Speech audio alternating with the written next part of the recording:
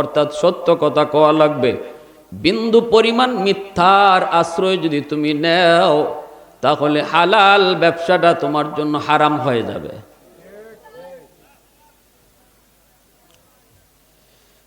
এজন্যই মনে রাখবেন, ব্যবসা করা বহুত বড় সুন্নত।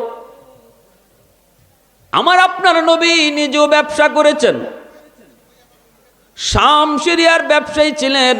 আমার আপনার নবী রহমতের নবী, মায়ার নবী ছিলেন বহুত বড় ব্যবসায়ী। আম্মাজান খাদিজাতুল কুবরা রাদিয়াল্লাহু তাআলা আনহা মক্কার সবচেয়ে ধনী একজন নারী ছিলেন। আরব জুড়ে যার ব্যবসা ছিল, বাণিজ্য ছিল, অনেকগুলি ফ্যাক্টরির মালিক ছিলেন, অনেকগুলি ম্যানেজার তার ছিল।